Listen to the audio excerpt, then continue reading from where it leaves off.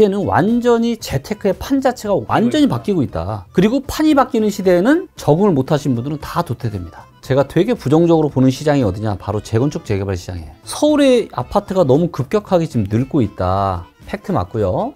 새 아파트 별로 없다. 팩트 맞아요. 근데 이 두 가지 이유 때문에 재건축 재개발이 무조건 잘 될 거다? 이거는 절대로 아니다라는 거죠.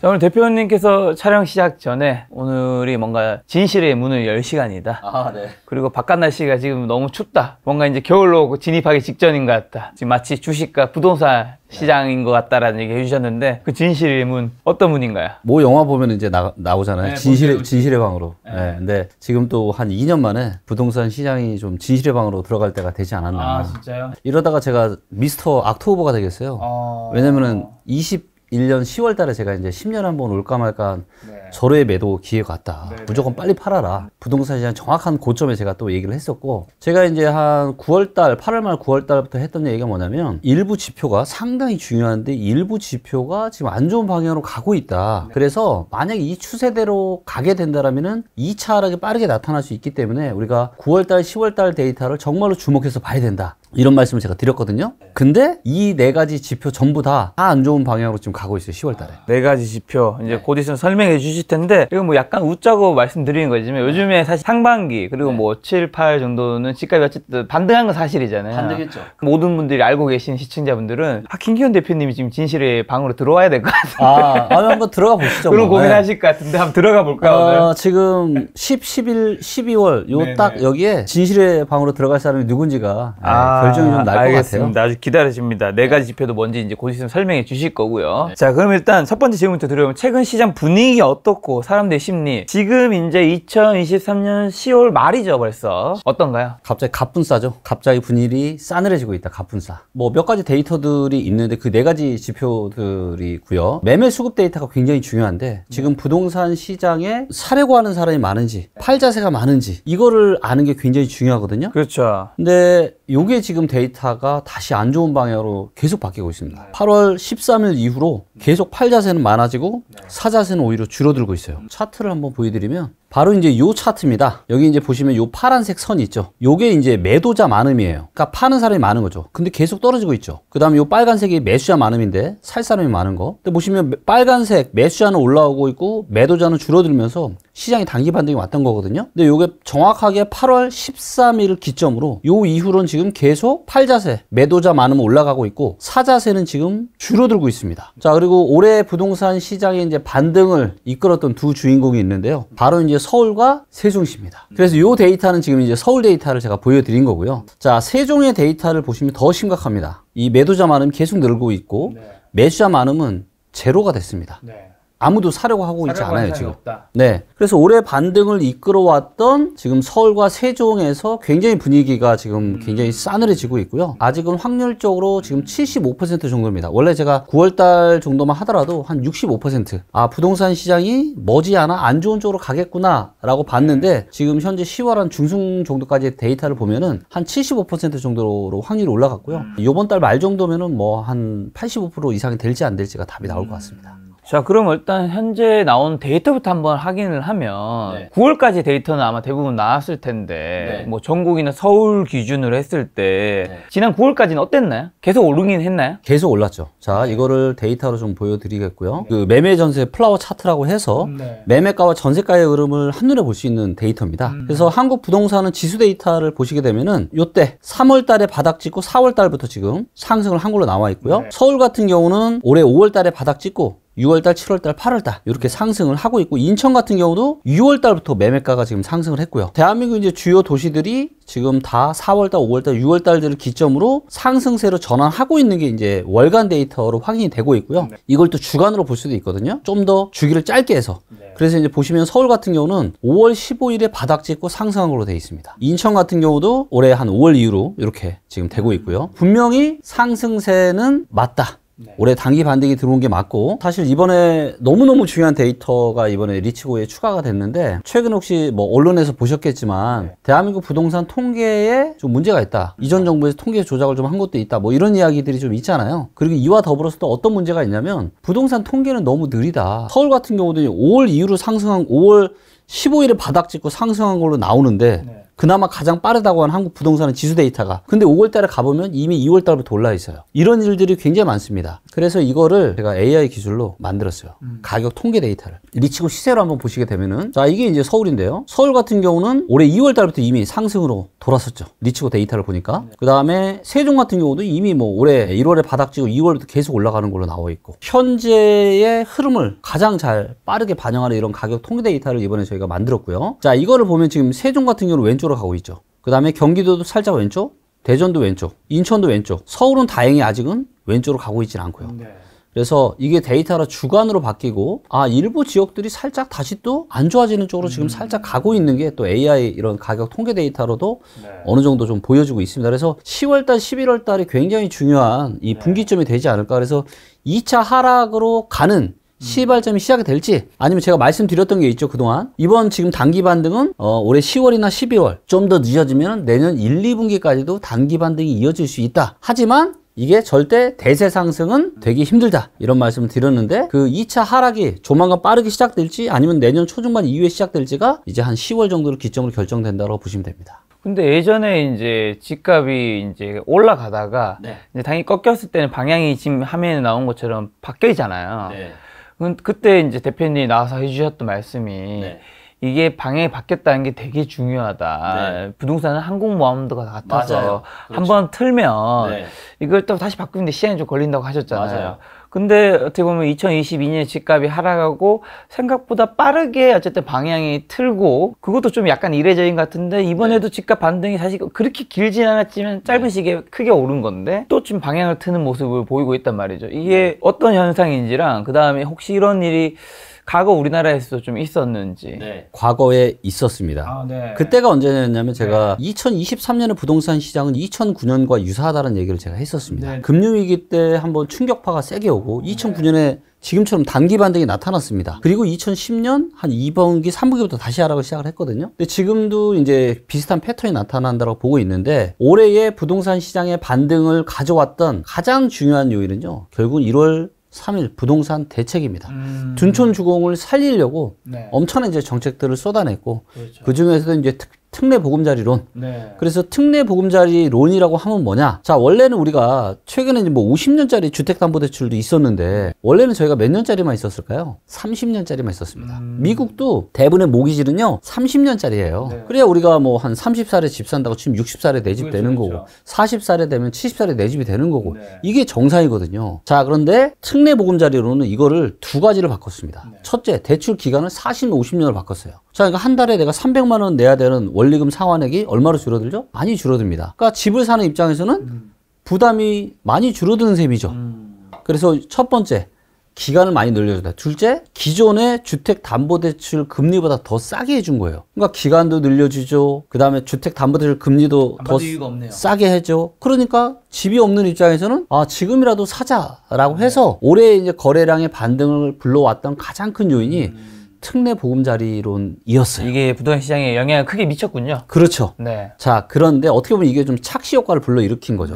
근데 문제는 뭐냐? 이 특례 보금자리론 일반형이 지난달 9월달 26일에 종료가 됐습니다. 자, 그래서 이제는 이 특례 보금자리론을 받으려면은 일단 6억 이하 아파트, 그리고 부부 합산 소득이 1억 이하여야만 가능합니다. 그렇다는 얘기는 당연히 주택에 대한 이 수요가 좀 더 줄어든다라는 거죠. 그리고 실제로 이런 것들이 데이터에 나타나고 있습니다. 제가 이제 거래량을 시장의 이제 강도 에너지라고 보기 때문에 거래량을 제가 굉장히 중요하게 생각을 하는데, 지금 이제 10월 달인데 사실 10월 달은 신고가 된 거래가 그렇게 많지가 않잖아요. 10월 달에 나온 데이터를 가지고 12월 달 지금 거래가 늘지 말지를 아는 게 힘들어요. 근데 이거를 알 수 있는 데이터가 있습니다. 그게 뭐냐면 수급 데이터가 아니라 바로 거래 동향 데이터인데요. 자, 요게 바로 이제 이 거래 동향 데이터입니다. 요 막대 그래프. 보시면 요게 이제 서울이고요.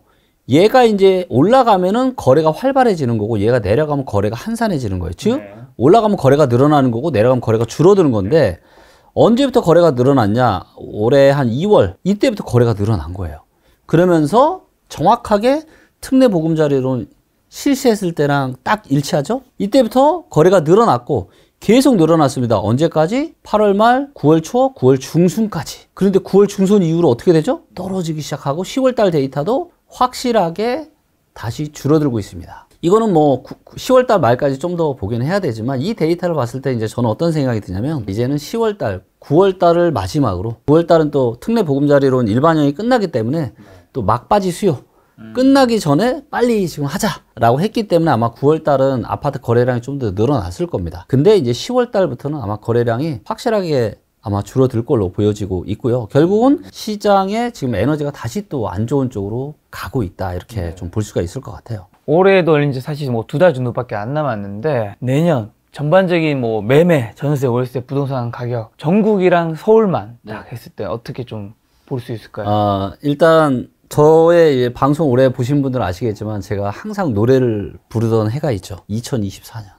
제가 무슨 얘기를 항상 하고 있죠? 2024년부터 일부 지역부터 경매로 정말 인생을 바꿀 수 있을 만한 엄청난 기회가 온다. 그래서 2024, 2025, 2026년까지는 경매로 부자 될 수 있는 엄청난 기회가 온다. 이 말씀을 제가 드렸고요. 거기에는 지금 여러 가지 데이터들을 봤을 때 지금 대한민국의 부동산 시장은 여전히 거품이 굉장히 심합니다. 여전히 굉장히 거품이 심해요. 그리고 이게 이제 많은 사람들이 이제 어떤 착각에 좀 쌓여 있냐면 계속 지속적으로 금리가 하락하는 시대만 몇십 년을 살아왔거든요. 요게 이제 미국 정부 이제 10년 채권 금리입니다. 시중에 우리 인플레이션 지표를 알 수 있는. 자, 근데 보시면 요때가 고점이 81년 11월입니다. 이때 이후로 출렁출렁 하면서 이제 금리가 어떻게 됐죠? 수십 년 동안 80년대, 90년대, 2000년대, 2010년대, 2020년까지 계속 내려왔어요.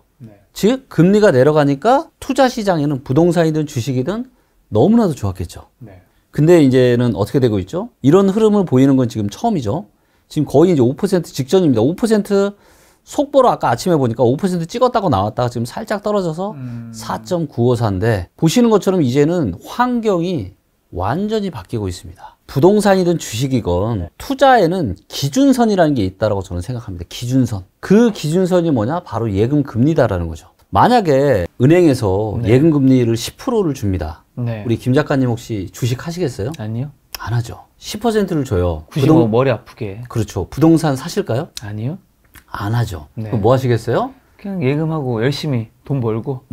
벌 필요도 없죠. 돈을 벌어주는 세상이니까 그냥 놀러 다니면 되죠. 이만큼 금리 상황이 어떠냐에 따라서 이 자산 시장의 기본적인 접근이나 이게 완전히 달라지는 거예요. 근데 우리는 이제 굉장히 가파르게 이렇게 금리가 올라가는 지금 세상 속으로 들어가고 있는데 너무나도 많은 전문가들이 여전히 우리가 수십 년 동안 보통 우리가 가스라이팅이라고 하죠. 이 수십 년 동안 이런 환경에만 노출이 돼서 이 환경에서 돈을 벌다 보니까 이게 다인 줄 아는 거예요, 세상에.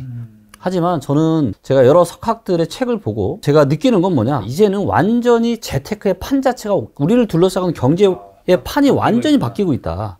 그리고 판이 바뀌는 시대에는 적응을 못하신 분들은 다 도태됩니다. 아무리 뛰어나신 분들도. 지금은 우리가 아파트를 월세를 껴서 사는 월세 수익률을 계산을 해봐도 은행 이자보다 못한 세상이에요.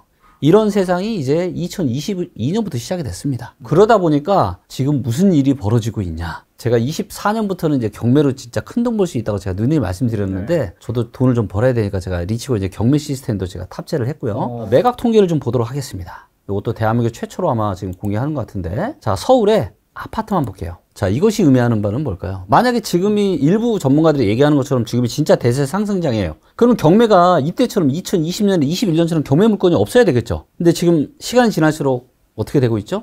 고금리를 못 견디는 사람들이 있다는 의미 아닌가요? 맞습니다. 그래서 지금은 재테크 판이 완전히 바뀌고 있습니다. 그러다 보니까 저금리 때 특히 코로나 때 영끌에서 사셨던 분들이 더 이상의 이자를 감당을 하지 못하고 이건 아파트인가요? 아파트입니다. 이렇게 계속 지금 경매가 계속 늘고 있고 이제 시작이다. 이제 시작이고요. 자, 요거를 아파트랑 상업용 건물 합쳐서 보겠습니다. 자, 이걸 봐도 어때요? 많아지고 있죠. 상업용 건물만 볼 수 있나요? 당연하죠. 네, 다 됩니다. 공화빌딩도 힘들다고 하는데. 네, 힘들죠. 자, 보시는 것처럼 이렇게 추세가 지금 계속 출렁출렁 늘어나고 있죠. 이제 저는 상업용 건물도 경매 시작이다. 자, 보통 지금 나오는 경매 물건은 언제 이거 경매를 들어갔을까요? 경매를 들어간다는 얘기는 채권자가 돈을 받아야 될 사람들이 아, 이 사람한테 내가 더 이상 돈을 못 받겠다라고 해서 경매 신청을 해서 이게 이제 시장에 나오는 거거든요. 그렇죠. 이 기간이 6개월에서 9개월 정도 걸립니다.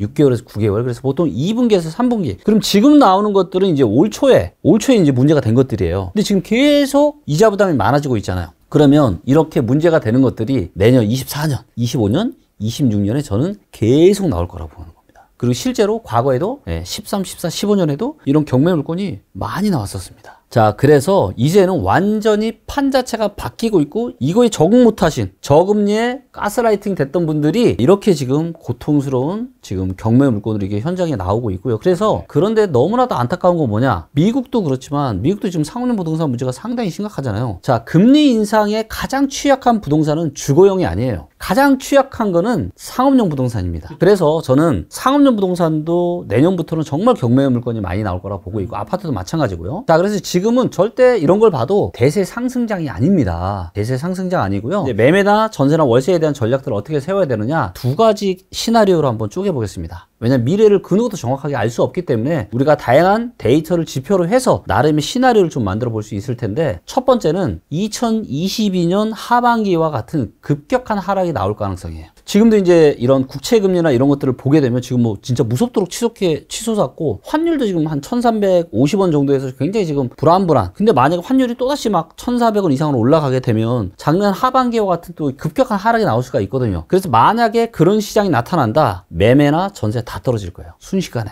근데 그렇지 않을 수도 있죠. 그래서 그렇지 않으면 아마도 이제 2011년, 12년, 13년, 14년까지 수도권 부동산 시장이 나타났던 완만한 하락이 나타날 겁니다. 그리고 이 완만한 하락이 아마도 한 2026년, 길게는 27년 정도까지도 이어질 수 있고요. 자, 그럴 경우에는 매매가는 떨어지겠지만 전세가는 아마도 완만하게 일단 우상향할 가능성이 많아요. 입주 폭탄만 없으면. 그래서 이런 두 가지 시나리오를 가지고 우리가 내년을 좀 준비를 하면 좋을 것 같고 이거 이제 언제 결정되느냐 지금까지의 어떤 이런 나온 데이터들을 봤을 때는 확률이 75% 정도의 확률로 완만한 하락보다는 급락이 좀 나타날 가능성이 저는 좀 더 높다라고 보고 있고 요게 이제 10월달 한 11월 초 정도만 되면은 상당히 확률이 명확하게 아마 드러나게 될 것 같습니다. 만약에 이제 가장 뭐 몇 가지 것들이 중요하지만 일단은 그런 수급 데이터나 그래서 지금도 안 좋아지고 있는데 계속해서 수급이 안 좋아진다. 그리고 거래량이 쪼그라든다. 환율 이 시장도 별로 안 좋다. 거기다가 국채금리도 또 5% 넘고 뭐 이런 일이 생긴다. 그러면 진짜 본격적인 2차 쓰나미가 올 수도 있는 거죠. 지금 완만한 하락이거나 급락. 근데 대표님은 급락에 조금 더 비중을 싣고 계신 것 같은데. 네, 현재까지는 급락이 조금 더 가까울 것 같습니다. 그것 중에 하나가 이제 4가지 지표가 꺾였기 때문이다라고 얘기해 주셨던 것 같은데.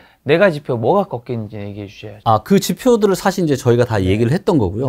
자, 첫 번째가 매매 전세 수급인데 수급이 지금 아까 안 좋아지는 거 확인하셨죠? 두 번째가 거래량인데 우리가 거래 동향 데이터를 보니까 10월 달에 거래량이 벌써 줄어들고 있구나. 안 좋아요. 거래량도 꺾이고 있죠? 그 다음 세 번째 지표가 원달러 환율인데 이게 지금 환율이 지금 한 1352원, 13원 요 정도 지금 왔다 갔다 하고 있는데 작년에 이제 기억나시겠지만 작년에 이제 7월, 8월서부터 이렇게 급락이 나타났거든요. 근데 그때 환율이 상당히 급등을 했습니다. 근데 지금도 이제 보시면은 8월달, 9월달 지금 환율이 굉장히 많이 상승을 했고 10월달도 지금 어떻게 될지 모르겠지만 10월달도 지금 약간 상승을 했거든요. 근데 만약에 요번 달 말이나 다음 달에 만약에 혹시라도 이게 1470원 넘고 1400원 이상 올라간다. 그러면은 뭔가 지금 일어나고 있는 거예요. 뭐 제가 무슨 경제학자거나 이코노미스트는 아니지만 지금의 이 환율은 저는 정상적인 환율이 아니다라고 보고 있습니다. 자, 왜냐하면 지금 이제 한미 간 금리 차가 그 어느 때보다 높잖아요. 근데 이렇게 된 이유가 뭐죠? 원래대로라면은 미국이 금리 인상을 하면서 한국도 따라서 올렸어야 되는데 한국은 뭐가 문제가 심각하죠? 가계부채와 기업부채 문제가 굉장히 심각합니다. 자, 그러다 보니까 여기서 금리를 더 올려버리면은 부채 폭탄이 터질 수가 있거든요. 부채 폭탄이 안 터지게 만들려고 지금 금리를 못 올린 거예요. 자, 그러다 보니까 무슨 문제가 생기고 있냐? 달러로 예금하면은요, 이자를 5% 이상 줍니다. 한국 돈으로 예금을 하는 것보다 달러로 예금을 했을 때 이자를 훨씬 더 많이 줘요. 그러면 자연스럽게 돈은 어디로 움직일 수밖에 없죠? 달러로 움직일 수밖에 없습니다. 자, 그러면 달러에 대한 수요는 올라가고 한국 돈에 대한 수요는 줄어들면서 환율이 올라가게 돼 있는데 그래서 올라오긴 했지만 이거를 어떻게 이걸 했냐 보시는 것처럼 이게 외환보유고인데 외환보유고가 지금 21년 10월달 이후로 지금 계속 줄어들고 있습니다.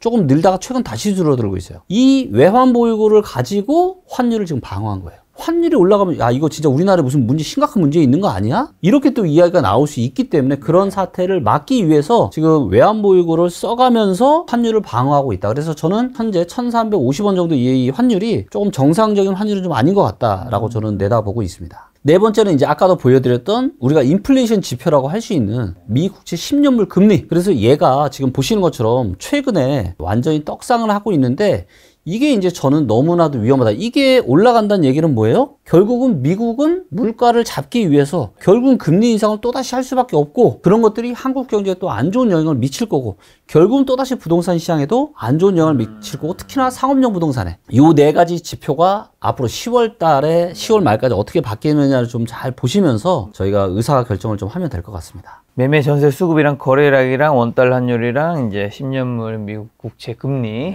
말씀해 주셨는데 아까 이제 이미지 지나가다가 반포동 원벨리 아파트가 있던데 지금 너무 저는 제가 살고 싶은 아파트 반포동 원벨리 국민평수 지금은 얼마인가요? 여기 사실 뭐 동마다도 너무 다르고 하잖아요. 얘가 지금 이제 연식 23년 8월 달에 입주 시작했겠네요 이제. 네, 입주 시작했을 것 같습니다. 자, 요게 지금 가격이 얼마냐면 평형대가 34평, 9평 기준으로 최저호가가 37억, 비싼 거는 50억, 평균호가 40억 정도에 지금 나와 있습니다. 그러니까 평당 이제 1억이 넘어가는 거죠. 가격 차이는 왜 저렇게 많이 나는 걸까요? 보통 이제 이런 경우가 많은데 뭐 로얄층, 로양동 같은 경우랑 조금 또 한강이 또 보이느냐 안 보이느냐 또 이런 부분들에 따라서 좀 차이가 있는 것 같은데 일단 호가는 말 그대로 부르는 가격이기 때문에 그것만 좀 보시면 안 되고요. 자 이제 보시면 실거래된 거를 좀 보면은 9월 9일에 지금 30층이 43억, 12층이 40억, 27층 39억. 그래서 요거를 좀 보시면 22년 12월 달엔 32억, 30억에도 거래가 됐었네요. 근데 2층이네요, 요거는. 한 7억에서 한 40억 초반 정도 하는구나. 이렇게 좀 보시면 되죠. 한 3년 내에 사시면 되는 거 아니에요? 사실 수 있으실 것 같은데? 아니 저는 신축 아파트에 이제 살아본 적이 없으니까 이게 반포죠. 두 번째 대단지 3000세대죠. 그렇죠. 거기에 신축이잖아요. 얼마나 여긴 좋을까. 여기 뭐 커뮤니티랑 뭐 엄청나게 다 맞습니다. 얼마나 삐까뻔쩍 해놨겠어요. 그렇죠. 혹시 사시는 분 있으면 저 초대 좀 해주세요.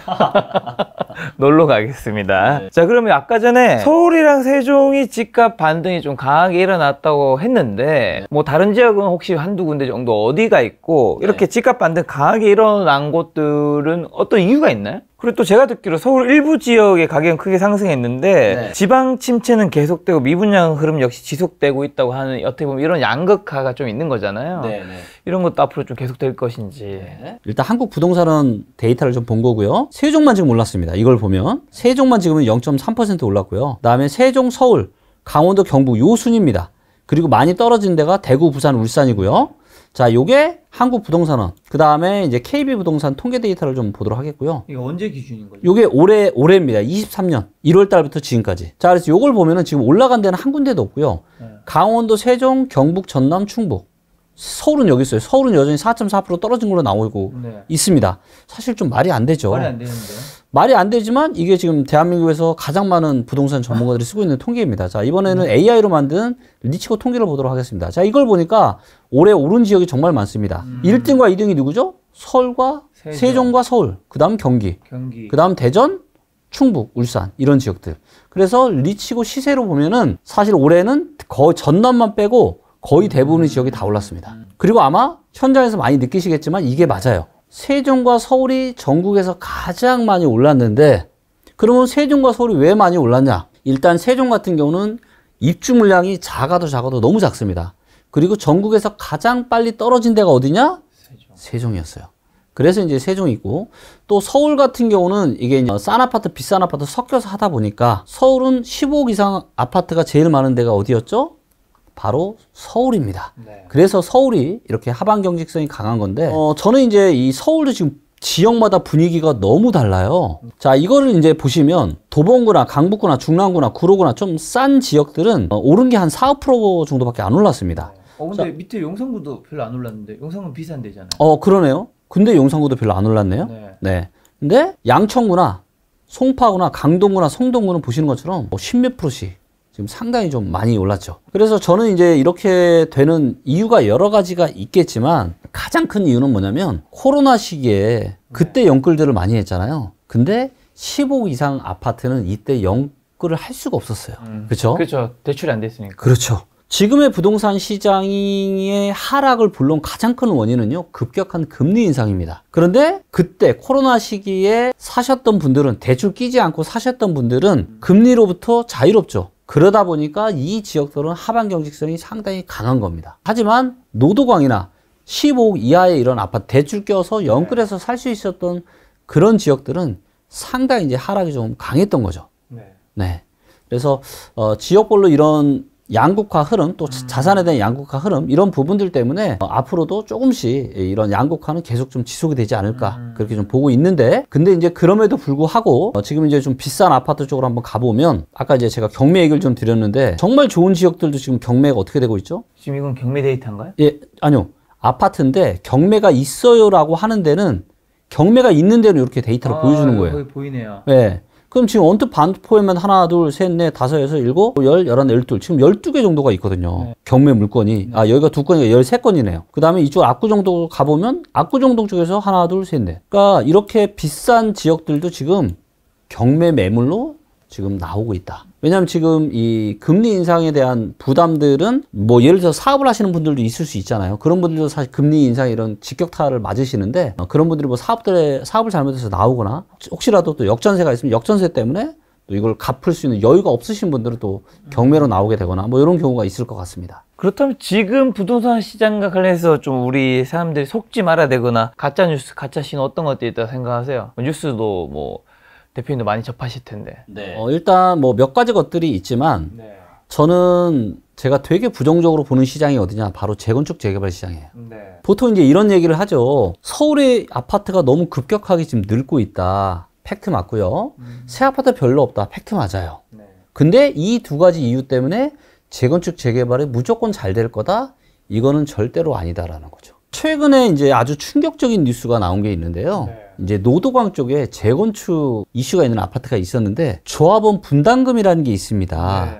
그거는 뭐냐면, 재건축 재개발 사업은 내 땅을 담보로 대출을 받아서 사업을 진행해서 새 아파트를 만드는 거예요. 그래서 내가 추가적으로 내가 분담하는 돈도 내야 되는데, 그 분담금이 마이너스일 수도 플러스일 수도 있는데, 5억짜리 아파트인데 재건축을 하려면요, 분담금을 5억을 내야 된다. 그래서 지금 멘붕에 걸렸다. 이런 뉴스가 나오고 있어요. 네. 자, 지금은 재건축 재개발 사업에 있어서 굉장히 중요한 거는 저는 두 가지가 있다고 봅니다. 첫 번째가 바로 금리예요. 왜냐하면 대출을 받아서 사업을 진행을 하는 거잖아요. 네. 근데 금리가 부담스러우면 어떻게 될까요? 이자로 나가는 돈이 굉장히 많겠죠.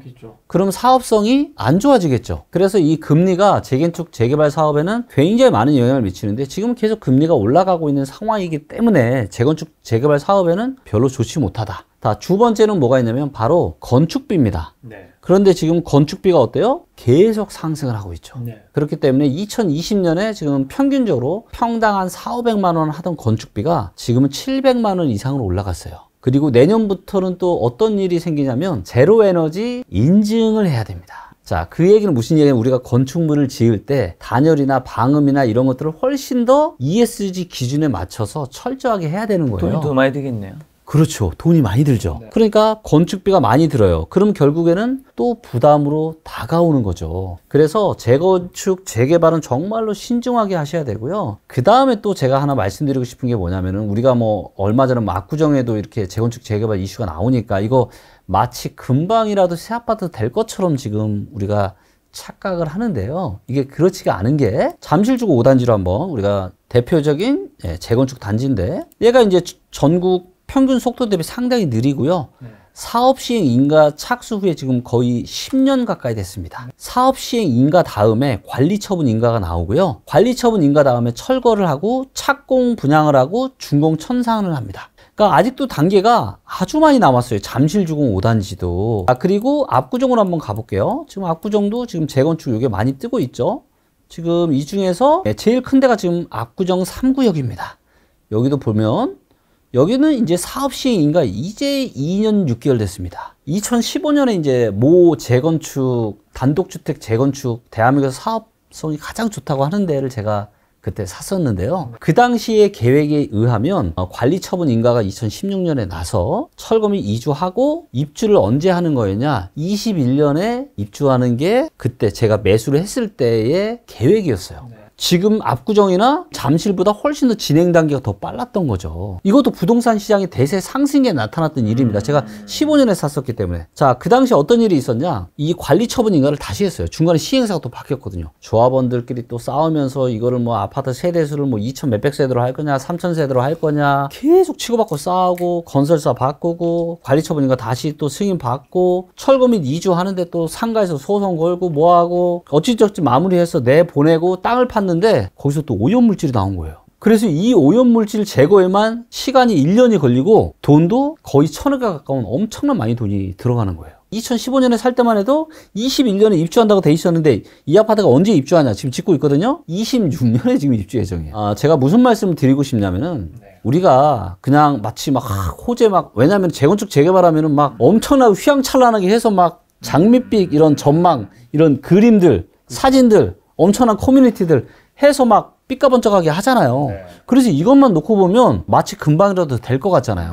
하지만 이게 실제로 새 아파트 되기까지는 최소한 압구정이나 지금 잠실도 최소한 10년 지나야 돼요. 근데 이 아파트들 나이가 몇 살인지 아세요? 48년 차예요. 지금 50살이 다 된 이 아파트도 새 아파트 되려면요 10년 더 있어요. 그럼 몇 살이에요? 아파트 나이로 환갑입니다. 환갑 정도는 돼야 그렇게 입지가 좋다는데도 재건축이 되는 거야. 자, 그런데 지금 뭐 일산이나 분당이나 목동이나 이런 데들은요 아직 한참 멀었습니다. 절대로 여러분들이 생각하시는 만큼 금방 이루어지지 않는다. 그래서 많은 사람들이 이제 오해를 하시는 게 서울에 새 아파트 부족한 게 맞고 서울의 아파트 많이 늙었고 다 팩트예요. 하지만 그렇다라고 해서 금방 우리가 원하는 것처럼 그냥 내 아파트를 담보로 맡기기만 하면 그냥 나는 별로 부담지는 거 없이 새 아파트가 만들어지는 게 절대도 아니다라는 걸 꼭 좀 명심하셨으면 좋겠습니다. 재건축, 재개발이 우리들이 생각한 것처럼 흘러가지 않는다. 그렇죠. 더군다나 지금은 금리가 상승기이기 때문에 이때는 더더욱더 사업성이 안 좋아질 가능성이 높다라는 거죠. 자, 현재 미분양 주택 증가폭은 현재는 어떤 상황인가요? 미분양 주택은? 미분양은 지금 줄어들고 있는데요. 그렇죠. 미분양 데이터를 한번 보도록 하겠습니다. 전국의 미분양 데이터고요. 가장 최신 데이터가 8월 말 데이터입니다. 전국의 미분양은 지금 1000채가 안 돼요. 976호입니다. 그래서 요것만 놓고 보면은 미분양이 다시 줄어들고 있네? 부동산 시장이 다시 좋아지고 있네? 라고 생각하실 수 있지만 이건 서울 기준인 거죠? 예, 서울 기준입니다. 전국 기준으로도 마찬가지로 줄어들고 있습니다. 줄어들고 있네요. 그래서 6만 지금 한 2,000채 조금 안 되는 정도라고 좀 볼 수 있습니다. 이것만 봤을 때는 집값의 어쨌든 상승이 여러 개 보여주는 지표 중 하나 아닌가요? 이게 오르고 있으면 집값이 더 떨어질 수 있다는 의미이기도 하고. 우리가 이제 선행하는 지표가 있고 후행하는 지표가 있는데 미분양 데이터는 후행하는 지표입니다. 그리고 부동산 시장이 작년부터 너무 심각하게 안 좋았잖아요. 그래서 건설사들이 분양을 했을까요? 안 했을까요? 분양을 안 했죠. 그러니까 미분양이 별로 또 안 쌓였던 거고. 그리고 올해는 분명히 반등이 들어왔기 때문에 미분양이 조금씩 감소를 하고 있는 거다. 하지만 이건 후행 지표이기 때문에 미분양이 감소했다라고 해서 다시 부동산 시장이 좋아질 거냐? 절대로 아니다라는 겁니다. 내년에 2024년에 한국 부동산 시장이 찾아올 주요 변화들 뭐 어떤 것들이 있을까? 내년 일단 총선이 있긴 하고요. 그렇죠. 한국이든 미국이든 내년에 좀 선거가 있기 때문에 경제 상황을 불안하게 만들고 싶지가 않을 거예요. 그렇죠. 그래서 혹시라도 뭔가 또 이상 신호가 나타나면은 또다시 부양책을 펼칠 수도 있습니다. 그리고 이런 것들이 또다시 시장을 왜곡해서 다시 또 상승으로 돌아가게 만들 수도 있다라고 저는 생각합니다. 하지만 그렇다라고 해서 대세를 바꿀 수 있냐? 그건 아니다라는 거죠. 그래서 어쩌면 본 게임은 지금이 아니라 내년 4월이 지나고 내년 한 6월, 7월, 8월부터가 진짜 본 게임이 아닐까. 라고 저도 생각을 좀 하고 있고요. 그래서 일단 선거가 끝나는 내년 이제 하반기를 정말 우리는 유심하게 봐야 되는데 큰 맥락 차원에서는 지금의 부동산 가격은 그 누구도 버텨낼 수 없는 가격이다. 이게 지금부터 떨어질지 선거 끝나고 떨어질지는 좀 더 지켜봐야 될 것 같지만 일단 부동산 시장은 충격파는 올 수밖에 없다. 단일 지표로 이제 제가 제일 중요하게 생각하는 게 뭐냐? 바로 이제 주택 구입 부담 지수라고 하는 겁니다. 그래서 주택 가격, 사람들의 소득, 주택 담보대출 금리 요거를 넣어서 지금 한 달에 내가 얼마씩 갚으면 내가 집을 살 수 있냐를 직관적으로 보여주는 데이터라고 볼 수가 있는데요. 요게 서울 기준으로 평균 250입니다. 직관적으로 한 달에 250만 원씩 갚으면 서울에 집 살 수 있었어요. 자, 근데 요게 코로나 때 얼마까지 갔냐면요. 387만 원, 거의 400만 원까지 갔었고요. 저점은 얼마냐면은 170만 원이 안 됩니다. 근데 지금이 얼마냐면 지금 다시 올라서 331만 원이에요. 그래서 지금은 역사적으로 봤을 때 주택 구입 부담 지수가 매우 높다. 이 주택 구입 부담 지수가 내려갈 수밖에 없는데 이게 200까지 떨어질지 250까지 떨어졌다가 다시 올라갈지 170까지 떨어졌다가 올라갈지는 그 누구도 알 수가 없죠. 하지만 분명한 거는 역사적으로 봤을 때 어때요? 매우 지금은 아주 높은 수준이다. 그래서 이게 낮을 때 사야 되는데 셋 중에 하나가 바뀌어야 돼요. 최소한. 첫째, 사람들의 소득이 올라가야 됩니다. 근데 최근에 사람들 소득이 좀 어떻죠? 내가 500만 원 벌어서 내가 300만 원씩 주택 원리금 내가 갖고 있는데 만약 소득이 700으로 늘어요. 그러면 굉장히 부담이 줄어들잖아요. 그래서 집을 소득이 많이 늘어나면 집을 살 수 있는 여력이 많이 늘어나는데 최근에 나온 통계 데이터에 근거하면 17년 만에 사람들 가처분 소득이 가장 좋지 않습니다. 물가 때문에 물가가 올라가지고 지금 10,000원 이하짜리 점심을 찾아보기가 힘들어요. 교통비도 오르죠. 전기료도 올랐죠. 전기료 또 올라갈 거죠. 그러니까 우리들의 호주머니 사정은 17년 만에 지금 가장 좋지 않습니다. 그리고 당분간 개선될 기미가 없어요. 그렇다는 얘기는 뭐예요? 소득은 더 힘들다. 자, 그럼 둘째. 여기서 주택담보대출 금리가 떨어지면은 또 주택 구입부담지수가 떨어질 겁니다. 자, 그런데 주택담보대출 금리가 지금 떨어질 수가 있을까요? 원래는 미국 따라서 지금보다 더 올렸어야 되는데 부채 문제가 터질까봐 지금 올리지를 못하고 있었는데 아마도 내리기는 정말로 쉽지 않다. 자, 그러면 마지막 남은 방법은 뭐밖에 없죠? 집값이 떨어지는 거 외에는 방법이 없습니다. 사람들의 소득이 지금 정도의 수준을 유지하고 금리가 지금 정도의 수준을 유지하게 됐을 경우에 평균까지 떨어지려면 250 정도까지 떨어지려면은 서울의 아파트 가격이 얼마 떨어져야 되냐? 20% 떨어져야 됩니다. 근데 만약에 여기까지 떨어질 수도 있잖아요. 2014, 15년까지 떨어질 수도 있잖아요. 그러면은 지금보다 아파트 가격이 40% 가까이 떨어져야 됩니다. 어떻게 보면 정말 끔찍한 얘기죠. 근데 하지만 이거는 제가 그냥 뇌피셜로 하는 얘기가 아니라 데이터가 있는 그대로. 근데 만약에 혹시라도 금리가 떨어지고 사람들의 소득이 다시 늘고 이런 일이 생기면 집값이 안 떨어지거나 덜 떨어져도 주택 구매력 지수는 다시 내려가게 될 겁니다. 고민을 할 필요가 없다. 왜?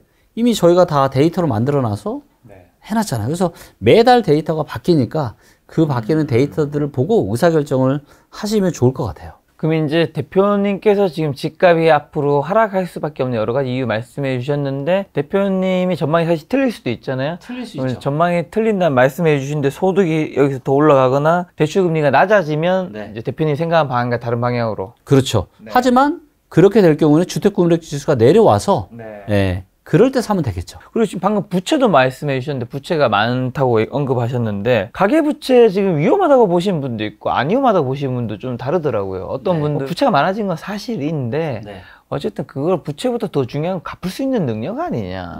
자산이 더 크게 많이 증가했다. 그래서 이게 늘어난 건 맞지만 그렇게 사람들이 말한 것처럼 위기까지 올 정도는 아니다. 뭐 저도 아직까지는 위기는 아니라고 생각합니다. 위기가 아니니까 아직 위기가 안 터졌겠죠. 하지만 만약에 지금의 고금리가 앞으로 6개월, 1년 더 지속이 되면 어떻게 될까요? 지금도 이자 부담 때문에 허덕이는 사람들이 정말로 많은데 지금의 이런 금리 상태가 앞으로 더 지속이 될수록 그리고 자산 가격 마침 말씀 잘 주셨는데 지금 그렇게 잘 나가던 주가도 2차 전지 때문에 그렇게 잘 나가던 주가도 지금 2670 정도에서 고점을 찍고 지금 2400이 깨졌잖아요. 자산이 안 좋아지고 있어요. 부동산도 지금 지표들을 보면은 10월 달부터는 다시 하락으로 지금 방향을 틀 가능성이 상당히 높습니다. 자, 얘기하시는 것처럼 여기서 다시 주가 반등 올 수 있겠죠. 그래서 만약에 주가도 좀 오르고 집값도 좀 다시 좋아져요. 그럼 얘기하시는 것처럼 부채가 있어도 내가 자산이 있기 때문에 괜찮습니다. 근데 우리는 좋은 어떤 시나리오도 봐야 되지만 최악의 케이스를 또 봐야 되잖아요. 자, 최악의 케이스는 뭐예요? 지금의 금리 상황이 계속 유지가 돼서 이자 부담은 계속 많은데 내가 갖고 있던 자산마저 하락하게 된다면 그럼 어떻게 될까요? 최악이죠. 근데 그런 일이 생길지 안 생길지는 몰라요. 분명한 거는 이 기간이 길어지면 길어질수록 이거는 쉽지 않다. 그래서 저는 그렇게 아까도 제가 이제 판이 완전히 바뀌고 있다라는 말씀을 제가 좀 드렸는데 지금 재테크의 판 자체가 완전히 바뀌고 있고 우리는 적응하는 그 과정이라고 생각을 합니다. 운전을 할 때 악셀레이터만 있는 자동차가 있을까요? 자동차에는 브레이크도 있잖아요. 그래서 우리가 자산 시장을 바라볼 때도 우리가 악셀레이터를 밟을 때도 있고 브레이크를 밟아야 될 때도 있는데 저는 지금은 브레이크를 밟는 게 나중을 위해서 훨씬 더 저는 덜 후회스러운 선택이 되지 않을까. 자, 그럼 이제 인천 경기랑 5대 강력시 한 번씩 점검해 볼까요? 네. 자, 먼저 이제 인천을 한번 좀 보도록 하겠고요. 인천 같은 경우는 이제 보시는 것처럼 매매가와 전세가가 지금 최근에 올해 들어서 상승을 하고 있는 이런 지금 모습을 좀 보이고 있고요. 그 다음에 이제 주택 구입 부담 지수를 보니까 드디어 살짝 지금 초록색 비슷하게 좀 내려왔는데 여전히 역사적으로 봤을 때는 평균보다 조금 더 높습니다. 그 얘기는 뭐냐면 고점 대비 고점이 지금 143이었거든요. 그리고 지금이 얼마냐면 109입니다. 그래서 굉장히 좀 저렴해지기는 했지만 역사적으로 봤을 때는 여전히 높은 수준이고 얘가 낮을 때는요 인천 같은 경우는 77까지 떨어졌습니다. 77. 근데 지금 109니까 아직도 한 30 정도 최악의 경우는 30 정도 더 떨어질 수 있거든요. 평균으로 봐도 지금 한 10에서 15% 정도는 조금 더 떨어져야 그래도 우리가 허리 밑에서 좀 살 수 있는 거다. 그렇게 좀 볼 수가 있을 것 같고요. 자, 인천 같은 경우도 지금 아파트를 월세 껴서 사는 것보다는 은행의 예금금리가 더 높죠. 그래서 이거는 지금 패러다임이 완전히 지금 바뀌고 있다. 아파트 사는 것보다는 차라리 은행 예금하는 게 더 낫다라고 데이터는 이야기하고 있는 거고요. 아, 이 데이터를 보니까 인천도 지금 수급이 안 좋아지고 있네요. 이거를 좀 보시면 이게 매도세인데 매도세 지금 늘기 시작했죠. 네. 그 다음에 이 빨간색이 매수세인데 매수세가 거의 없어요. 지금 완전 바닥에 붙은 것 같아요. 잘 안 보이는 것 같은데 확대 좀 해볼까요? 확대를 해볼까요? 자, 보시는 것처럼 매도세 지금 계속 쭈글쭈글 하다가 좀 늘다가 매수세가 지금 거의 바닥에 붙었습니다. 지금. 그쵸? 네, 매수세가 빨간색이 거의 지금 없다. 네. 그래서 여기도 지금 매매 수급이 계속 안 좋아지고 있다. 그래서 인천도 지금 단기 반등이 어쩌면 끝날 수도 있겠다. 근데 입주 물량을 보니까 어때요? 내년부터는 많지가 않아요. 네. 하지만 역사적으로 봤을 때는 여전히 작지 않은 수준입니다. 작지 않은 수준이에요. 하지만 일단 입주 폭탄은 끝났다. 그 다음에 인천에 지금 매매 매물이 좀 줄어들다가 최근에 다시 늘었어요. 지금 매매 매물이. 그 다음 전세 매물도 많이 줄어서 최근에 좀 횡보를 좀 하고 있고요. 미분양 같은 경우는 지금 많이 줄었네요. 인천이. 예, 1200, 1300채 미만으로 지금 떨어졌고 또 인천 같은 경우는 좀 긍정적인 건 뭐냐면 보시는 것처럼 원래 인구가 줄어들다가 아파트 값이 너무 비싸지니까 21년 3월 달부터는 다시 증가를 하고 있어요. 네. 서울 아파트 값이 너무 비싸고 경기도도 비싸니까 제일 싼 외곽으로 지금 많이 좀 사람들이 이동을 하고 있는 게 이제 이런 데이터로도 좀 보여지고 있고요. 그래서 인천은 제가 말씀드리면 24년 하반기와 25년 상반기 어느 즈음 정도에 좀 바닥을 칠 가능성이 좀 높지 않을까. 사람이 살면서 참 돈보다 더 중요한 건 많지만 네. 돈이 참 중요하다 생각하는 거는 돈보다 더 중요한 건강, 뭐 가족 모든 거를 건강하고 행복하게 지키는데 돈이 되게 많은 역할을 하잖아요. 맞아요.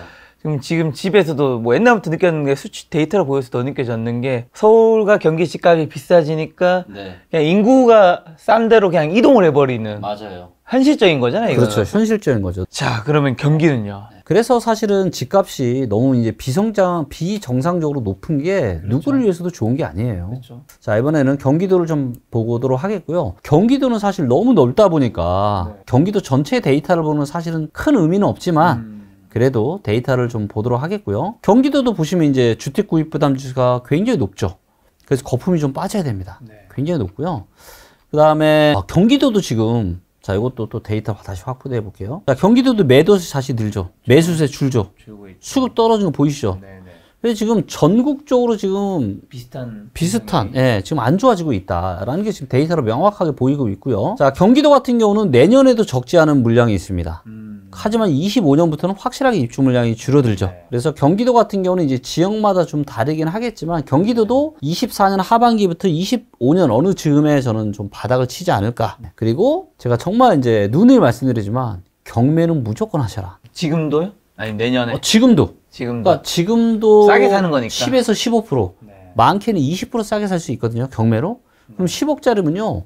1억 5천에서 2억 세이브하는 거예요. 그 돈을 내가 벌려고 해봐. 아주 힘들잖아요. 그래서 경매 공부하시면은 몇 억을 진짜 이익 보실 수 있습니다. 경매 공부 꼭 하시면 좋을 것 같고요. 자, 부산도 보시면 이제 최근에 조금 바닥을 좀 다지고 있는 게 매매가랑 전세가 조금 바닥 다지고 있는 게 좀 보이죠.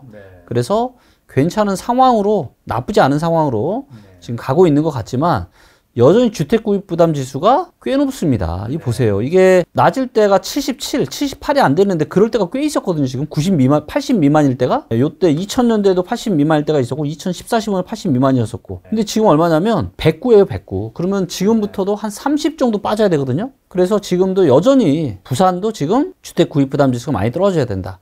그리고 제가 누누이 말씀드리지만 코로나 때 이 버블 있죠. 이 엄청난 이런 시장은 두 번 다시 우리 인생에서 없다고 생각하세요. 또다시 기준금리를 0.5%로 낮추고 유동성 엄청 풀지 않는 이상은 이럴 일이 없다. 하워드 막스 같은 진짜 전 세계 최고의 고수 중에 고수도 이야기하지만 이제는 저물가 시대 끝났다. 정신 차려라. 이제는 고물가 시대로 가고 있기 때문에 여기에 적응 못하면 지금 다 큰일 나게 생겼다. 라고 지금 이야기를 원래 이분이 강력하게 표현하시는 분이 아닌데 아주 강력하게 표현했습니다. 최근에. 자, 그 다음에 여기는 보시면 이게 매도세인데 매도세가 어때요? 요거는 조금의 부산은 조금 수도권이랑 조금 다른데 왜냐면 지역마다 이게 온도 차이가 좀 있거든요. 자, 이렇게 보니까 매도세가 살짝 지금 줄어들고 있고 매수세는 거의 없다고 최근에 살짝 살아나고 있죠. 네. 그래서 매매 수급이 좀 좋아지고 있습니다. 네. 부산은 살짝 지금 수급적으로는 조금 뭔가 좀 좋아지는 상황으로 가려나? 라고 살짝 보여지는데 네. 근데 문제는 뭐냐면 수도권이 식잖아요? 그럼 몇 개월 뒤에 지방이 또 안 좋은 영향을 미칩니다. 자, 그리고 부산은 보니까 입주 물량이 별로 없어요. 그래서 내년부터는 이제 입주 물량이 상당히 많이 줄어들기 때문에 네. 그래서 이제 이런 부분들이 조금 영향이 있는 것 같아요. 자, 그러면 부산 같은 경우도 한 내년 어느 즈음에 단기 바닥은 찍을 수 있다. 단기 바닥. 진짜 찐 바닥이 될 거냐는 좀 더 데이터를 좀 봐야 될 것 같고요. 반면에 지금 매물 같은 경우는 최근에 좀 다 줄다가 다시 늘고 있네요. 지금 매물이. 네. 부산도 지금 계속 매물 늘고 있죠. 사실 경매 데이터랑도 좀 같이 보시면 좋은데 왜냐면 이제 시장을 우리가 좀 명확하게 보려면 경매 시장도 많이 봐야 되거든요. 네. 그래서 잠깐 부산도 또 꽤 큰 도시이기 때문에 부산에 지금 주거용 보겠습니다. 주거용. 부산은 조금 흐름이 다르네요. 부산은 좀 보니까 경매가 오히려 좀 살짝 추세가 줄어드는 추세네요. 서울하고는 조금 다르네요. 부산은 경매로 봐서는 아직은 뭐 크게 뭔가 문제가 되는 것 같지는 않고요. 울산은 조금 모양이 다를 것 같은데 제가 이제 울산은 얘기하면서 조만간 울산이 우상이 될 때가 올 거다. 제가 그런 말씀을 좀 드리고 있는데 확실하게 지금 매매가 올라가고 있고 전세도 지금 최근에 반등 들어오고 있죠. 주택 구입 부담 지수도 거의 평균 정도까지 떨어졌습니다. 네. 거의 평균 정도까지 떨어졌고요. 즉 지금은 이제 허리 정도. 그래서 만약에 경매로 사면은 더 싸게 살 수 있겠죠. 경매로 사면 무릎 정도에서 사실 수가 있을 거예요. 그래서 울산 같은 경우는 경매로 지금 내 집 마련을 해보시는 것도 저는 나쁘진 않겠다. 네. 괜찮겠다라고 좀 보여지고 있고 그 다음에 울산은 보시면 매도세가 많이 줄었습니다. 많이 줄었고 매수세는 여전히 뭐 그냥 지지부진한 상황인데 매도세가 많이 줄었고 전세 시장도 드디어 조금씩 좋아지고 있다. 무엇보다 또 내년부터 없네요. 입주 물량이 상당히 많이 줄어들죠. 더 싸게 살 수가 있는데 지금 사는 거는 조금 저는 아쉽거든요. 그리고 경매 물건을 울산을 한번 보도록 하겠습니다. 경매 건수가 그래도 100건 이상 있어요. 아파트가. 누적으로 보면 훨씬 더 많을 겁니다. 그러니까 지금도 울산 아파트를 한 15에서 20% 정도는 저는 싸게 살 수 있을 거라고 봅니다. 그러면 지금 데이터로 봤을 때 주택 구입 부담 지수가 허리 정도인데 여기서 더 싸게 사면은 무릎이에요. 그러면 무릎에는 뭐 충분히 사셔도 되기 때문에 제가 이런 얘기 잘 안 하는 거 아시죠? 제가 굉장히 보수적인 투자자이기 때문에 제가 아무 때나 이렇게 사셔도 괜찮다는 얘기를 안 하는데 울산 같은 경우는 경매로 한 15에서 20% 정도 싸게 사실 수 있다라면은 괜찮겠다. 왜? 그 정도는 무릎이니까. 네, 광주 보겠습니다. 자, 광주 같은 경우도 지금 이제 매매가, 전세가가 이렇게 좀 상승을 하는데 10월 달에 지금 살짝 매매가 살짝 마이너스로 지금 광주는 돌아서는 모습이고요. 야, 이걸 보니까 이제 주택 구입 부담 지수가 여전히 상당히 지금 높죠. 네. 이걸로 봤을 때는 여전히 지금 한 어깨나 가슴이나 어깨 정도까지 지금 높은 상황이라고 좀 보여지고 있고요. 자, 그 다음에 여기도 지금 이 수급 데이터를 보니까 수급이 여전히 매도세가 많고 매수세는 진짜 별로 없습니다. 그래서 여전히 매매 시장도 상당히 좀 차갑다라고 지금 볼 수가 있고요. 여기도 이제 다행인 거는 올해 이제 입주 물량 내년에 조금 늘어나긴 하지만 그래봐야 많은 수준은 아니고 25년부터 이제 다시 감소를 하는데 근데 여기에서 또 입주 물량의 함정이 있는데 뭐냐면은 우리가 입주 물량 대부분의 데이터는 뭐냐면 확정입니다. 확정이라는 건 뭐냐면 입주 날짜가 확정된 입주 물량만 보여주는 거예요.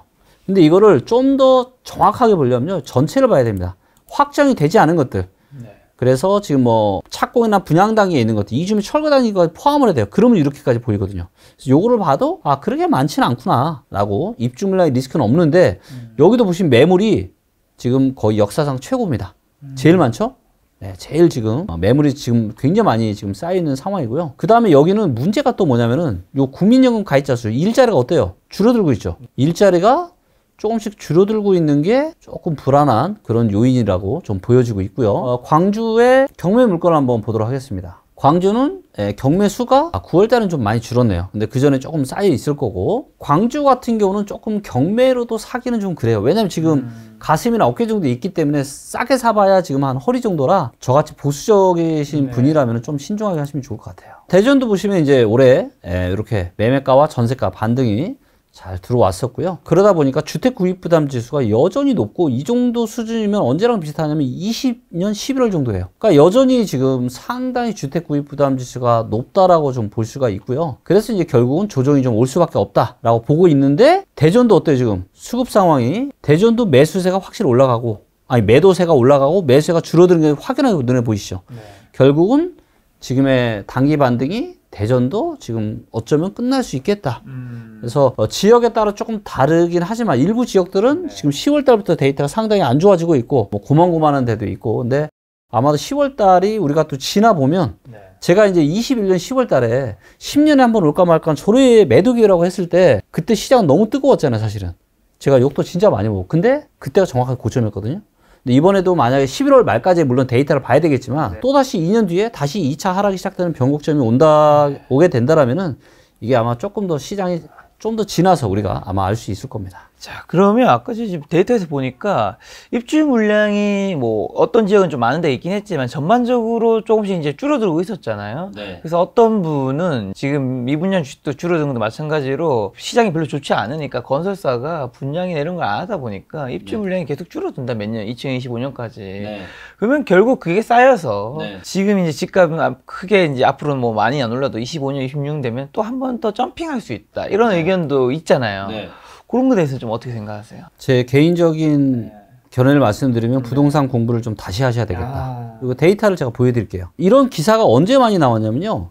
2009년, 10년에 이런 기사가 많이 나왔습니다. 향후에 입주 물량이 별로 없어서 아파트 가격이 올라갈 수밖에 없다. 자, 보통 우리가 입주 물량은요, 한 3년 뒤까지 알 수가 있습니다. 3년 뒤까지. 2010년에는 11년, 12년, 13년의 데이터까지 알 수 있었을 거예요. 자, 이때 딱 보니까 입주 물량이 어때요? 많이 줄어들죠.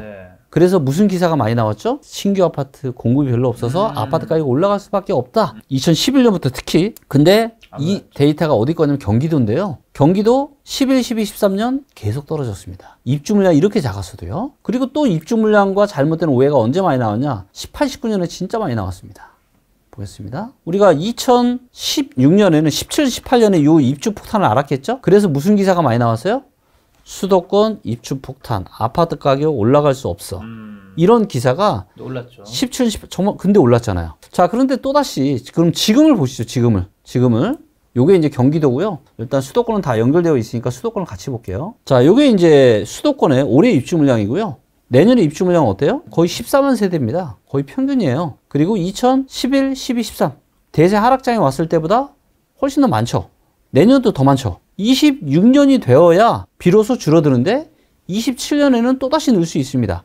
그리고 26년이나 27년에는 수도권에 어떤 아파트들이 쏟아질 수가 있죠? 바로 3기 신도시. 3대 신도시가 또 들어설 수가 있어요. 그러면 그거는 전혀 여기 포함도 안 된 거거든요. 자, 그래서 제가 정말 부탁을 좀 드리고 싶어요. 왜냐면은 많은 분들에게는 이 부동산에 대한 이 의사결정이 너무 중요해요. 중요하죠. 네, 너무너무 중요합니다. 근데 이 자칫된 정보로 입주 물량이 없으니까 가격이 올라가고 입주 물량이 많으니까 떨어질 거라는 이런 잘못된 전망을 너무 많이 해가지고 정말 피해를 보신 분들이 많은데, 제가 물론 그렇다라고 앞으로 입주 물량이 없는데 26년부터는 확실히 좀 줄어들긴 하잖아요.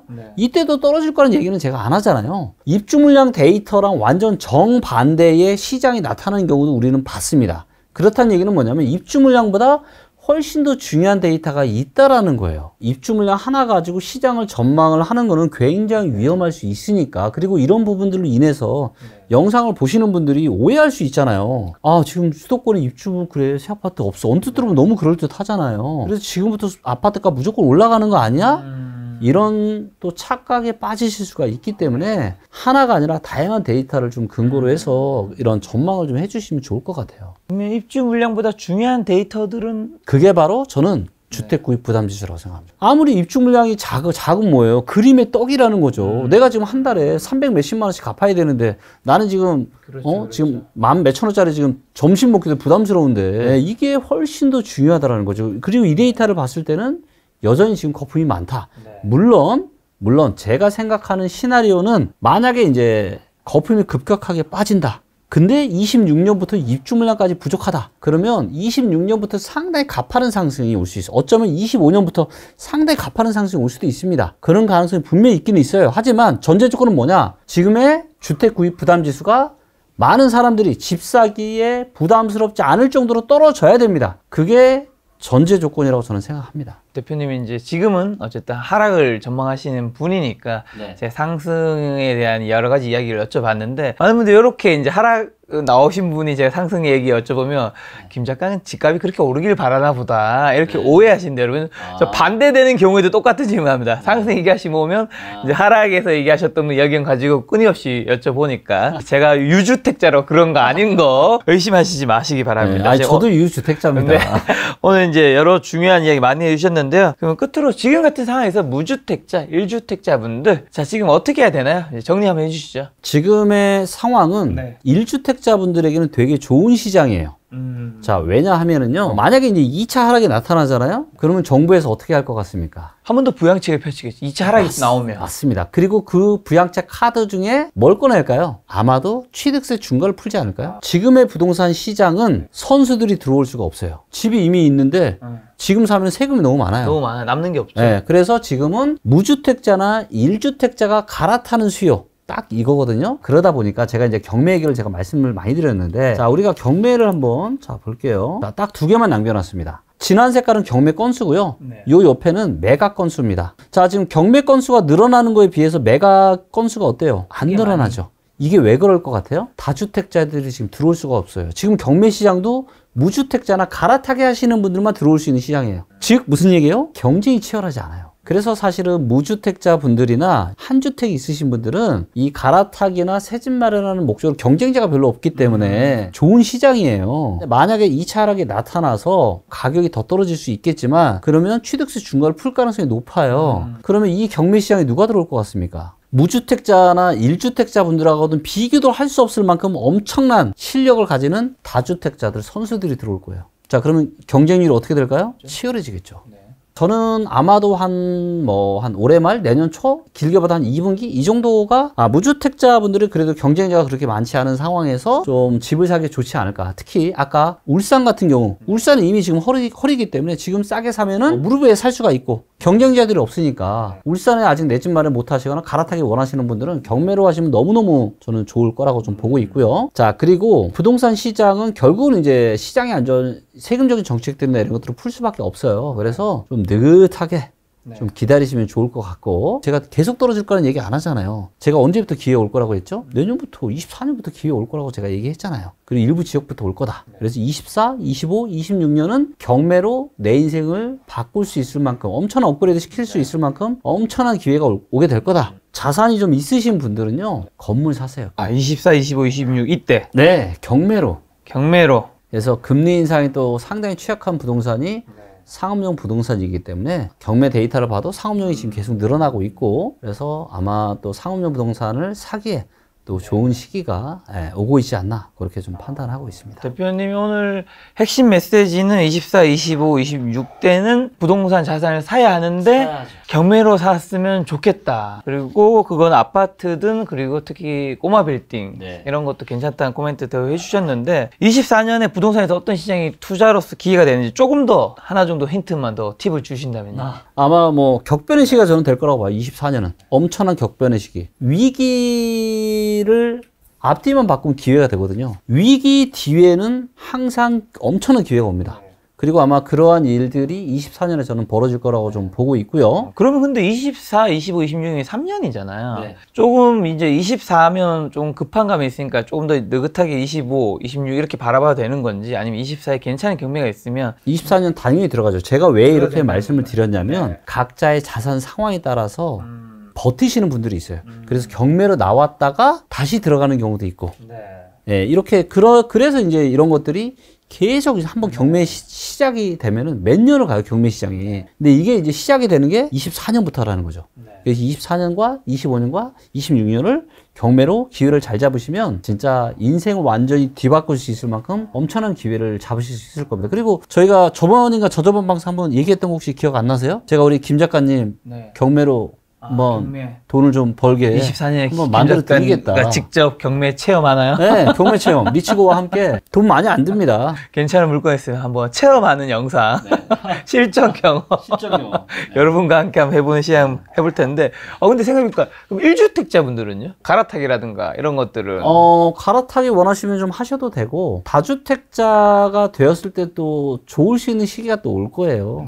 정책적이든 뭐든 이런 내용들이 나왔기 때문에 1주택자 분들이시라면은 이제 뭔가 이제 자산 증식을 위해서 조금 더 한 채, 두 채 이런 것들을 경매로 또 도전해 보시면 좋을 것 같아요. 김 작가 TV에서도 이제 대표님 말씀 듣고 생각난 게 2024년에는 좀 더 업그레이드 할 수 있는 콘텐츠의 이제 업그레이드를 위해서 대표님이 말씀하신 것처럼 경매든 다른 여러 가지 투자 방법을 제가 직접 그 전문가와 함께 이제 뭐 큰 고액이 아닌 것들을 이제 할 수 있는 버전을 해서 같이 그런 콘텐츠를 만드는 진짜 것도 제가 장담하는데 깜짝 놀라실 겁니다. 제가 걱정하는 건 딱 하나예요. 이 영상을 바로 공개하면 안 된다라는 거. 그럼 한 달 뒤쯤에 올려야 한 되나요? 달이 아니라 최소한 6개월에서 1년 뒤에 해야죠. 만약 6개월 뒤에 박살 났어. 박살 났어.